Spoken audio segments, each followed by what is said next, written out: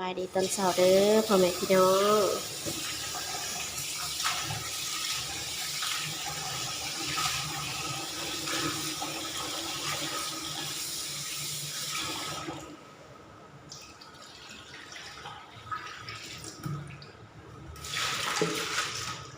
เดือนหนึ่งเขาก็เนาะ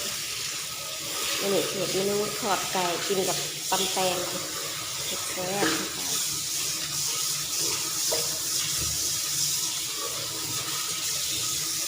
ทอดไก่แบบง่ายๆสูตรง่ายก่อนจะไปทอดเขาก็มานึ่งเขาซะก่อน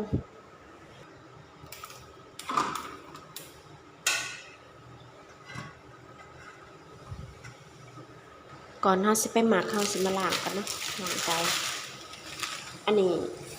เป็นไก่ที่เขาสับเป็นชิ้นๆนะเป็นอันไก่มันหมุนบริสุทธิ์ปีกบริสุทธิ์ขามัน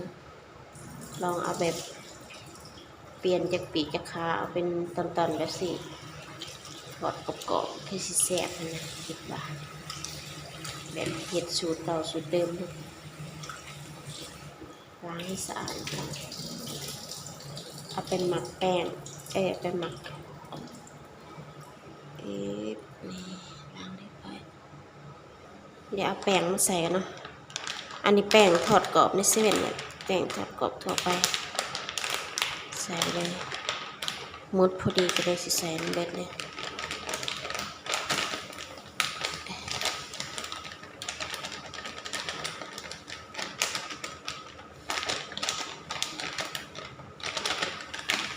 ส่วนน้ำก็ต้องผสมเพราะว่าเราล้างไก่มีน้ำลงเรืออยู่แล้วเนาะเครื่องมัดไก่เราก็ง่ายๆเนาะใส่แค่รสดีพอรสดี1 ช้อนอีกนิดหนึ่งก็พอนะอย่างมันบนัวพอเราเครื่องทอดแล้วเรากับสีข้นมันเข้ากันเนาะกับแป้งผสมเครื่องปรุงนี่ต้องใส่น้ำเพิ่มเพราะว่าน้ำที่เขาล้างพอดีแล้วนี่แป้งกับมดพอดีนะเดี๋ยวเอาก่อนสิทอดเขากับเอาใส่เกล็ดขนมปังนะเขามีเกล็ดขนมปังเพื่อจะกรอบๆอันนี้หมักไว้ก่อนเนาะคอยเอาใส่เกล็ดขนมปังตอนทอดเอาหมัก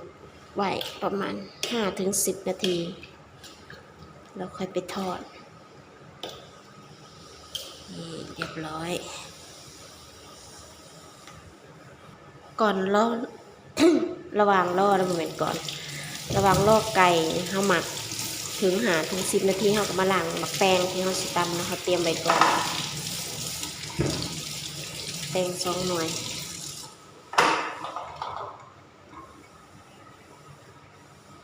ล้างมะนาวมะเกล็นพร้อมเนาะมะเกล็น4 หน่วยมะนาว2 หน่วยพริกแดงจินดา3 หน่วยใส่ทั้งพริกแดงบ่แห้งกับพริกแห้งเนาะแล้วก็สิล้างเตรียมไว้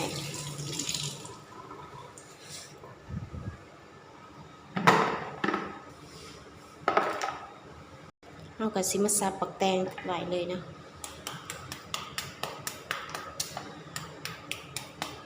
มีดก็คมเด้อมีดหน่อยนี่คมต้องระวังยันเขามือตัวเองซับกันง่ายๆเลยหมักไงหมักหน่อยก็ซับตามใจเลยจ้าคอยกระสิหมักใหญ่ๆน้ำยาวหน่อยนะทั้งใหญ่ทั้งยาวเราก็ซับไว้แล้วคอยจะไปทอดไก่นะ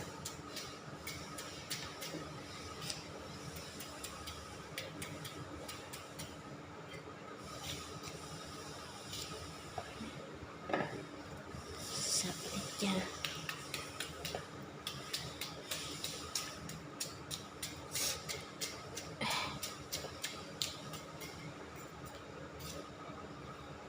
ใหญ่ๆเนี่ยเวลาซับใหญ่ๆยาวๆสิเวลาเราเอาไปตำเนาะเวลาไปกินน่ะเต็มปากเต็มคำมันสิกรอบเนาะหมักแตงมันสิกรอบยำก๊กแซ่บ บริมาแบบตอนน้อยๆบ่มักมันนั่นเวลาไปตำเนี่ยมันสิถือกันเครื่องตำแล้วก็มันสิเหี่ยวนะมันบ่กรอบก็เลยมักเฮ็ดแบบตอนใหญ่ๆสิเวลาไปตำแล้วกรอบแฮงกินกับน้ำส้มตำแซ่บนี่ส่วนมักเล่นมักนาวกับปาดไว้เลยนะเวลาตำมันสิได้ง่ายๆเตรียมไว้เลยจ้ะเสร็จสับเรียบร้อยใส่บักเล่นหลายเนี่ยนะมันสิได้นัวๆบักนาว2 หน่วยก็สมแล้ว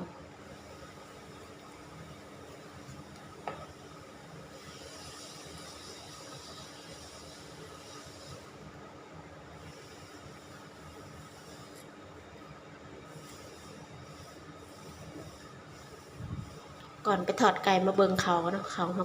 ขึ้นแล้วเดี๋ยวสิเขาก่อน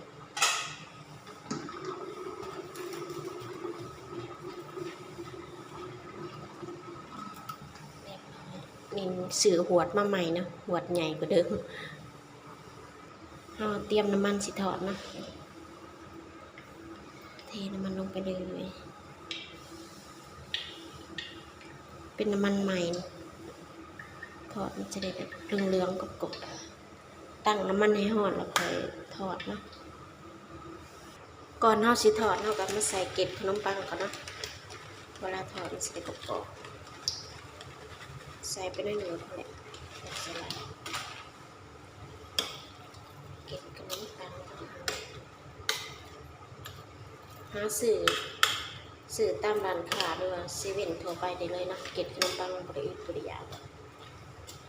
ร้านค้าก็มีเวลาทอดมันจะได้กรอบๆแบบยำกินแบบควบให้หมักเท็กเจอร์นี่กะสิใส่บะไลเนาะใส่ลายเดี๋ยวมันสิไหม้เวลาไปทอดกว่าไก่สุกยันไก่บ่สุกมันสิไหม้ก่อนนะต้องค่อยๆทอดน้ำมันของเฮาก็ได้ทีแล้วเริ่มร้อนแล้วเราก็เทลงเลยเนาะมันก็สิทอดปัดเดียวเลยนะบ่ต้องใส่หลายรอบยันมันกระเด็น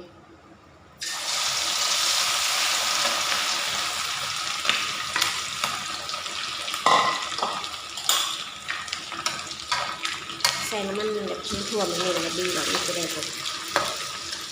เวลาทอดปัดเดียวมันจะทั่วถึงเลยใส่น้ำมันหน่อยแล้วมันบ่ทั่วถึงนี่ใส่เกล็ดขนมปังแล้วใส่ปลายนะใส่นิดเดียวแล้วก็ใส่ลายมันก็สิได้กินแป้งลายกว่าทอดไก่นี่นะทอดไปเรื่อยๆใช้ไฟกลางค่อนข้างอ่อนเนาะก็ต้องใช้ไฟแห้งกลางค่อนอ่อนไก่ชิซุกเขาจังเล่งไฟระหว่างที่เฮาล่อไก่ซุกเนาะเฮาก็สิมาตำหมักแตงเนาะถาเลยใส่พริกกระเทียมลงไปใส่เกลือได้หนึ่งนะมันกระเด็นฟุ้งสิตาต้องใส่เกลือจงบุกฟุ้ง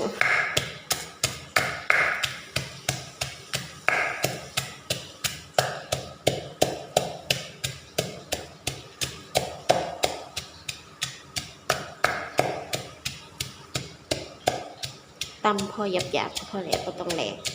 ไม่เผ็ดเกินตำหมักพริกแหลกแล้วเนาะเขาก็สิมาปรุงกันนะใส่น้ำตาลลงไปครึ่งช้อนตามด้วยผงชูรสครึ่งช้อนกันตามด้วยน้ำปลาใส่1 ช้อนน้ำปลาขาดบ่ได้น้ำปลาแดกน้ำปลาของเรา1 ช้อน2 ช้อน2 ช้อนครึ่งพอส่วนนั้นไก่เฮาก็แวะคนตลอดเนาะต้องแวะเด้อข้างไว้บ่แวะคนก็ไหม้หมอพอดีเนาะต้องแวะแต่เราบ่ได้ถ่ายเด้อเดี๋ยวใส่มักเล่นลงไปเครื่องตำเฮา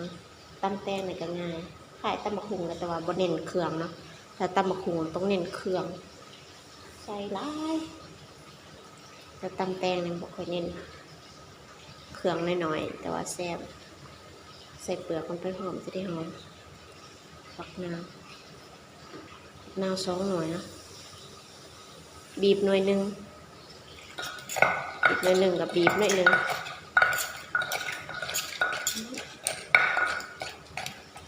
หอมขนาดกันไปหอมเป็นตะแซ่บหยวกอันเครื่องปรุงเขาแล้วก็แซมแตงลงไป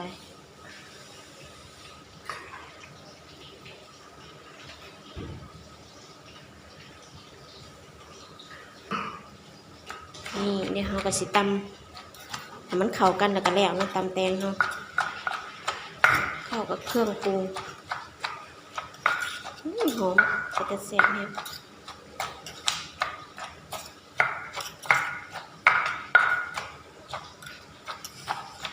สีสันเป็นตะแซ่บเ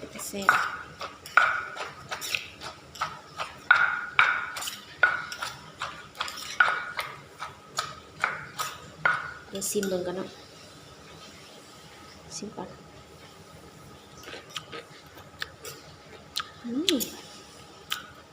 แซ่บนัวชิมอีกรอบ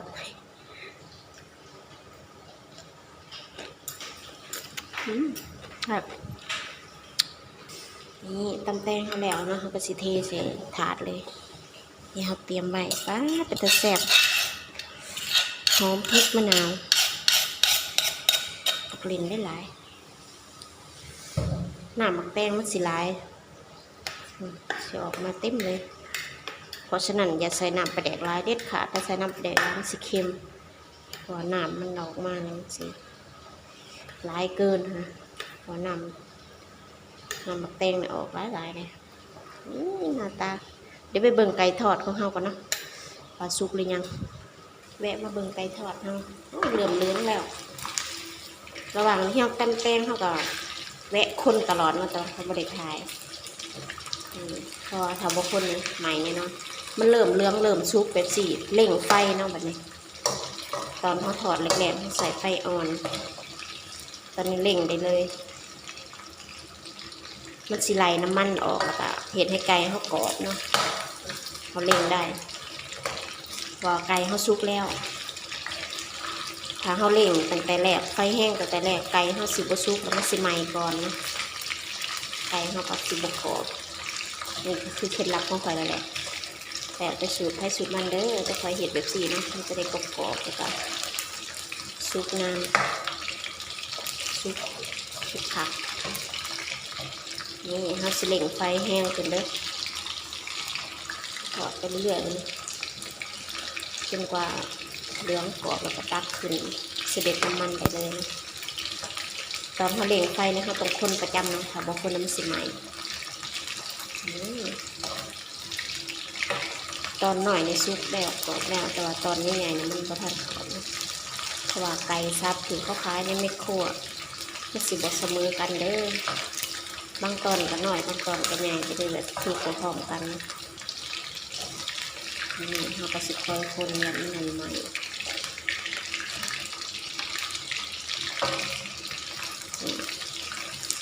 เดี๋ยวมาเบิ่งตอนสุดท้ายนะแต่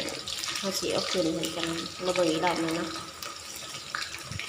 นี่ไก่ของเฮาซุกเลยเนาะเดี๋ยวสิตักออกปิดแก๊สแล้วตักใส่จานเสด็จน้ำมันเลยเอากระดาษทิชชู่ซับน้ำมันไว้แบบเหลืองอลามเลยพอดีกิน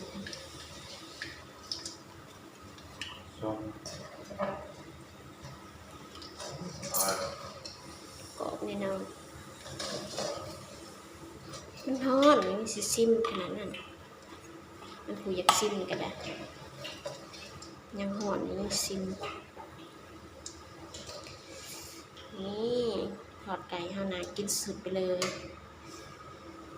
กล่องกับบโฟกัสนี่ตำแตงเฮาก็ได้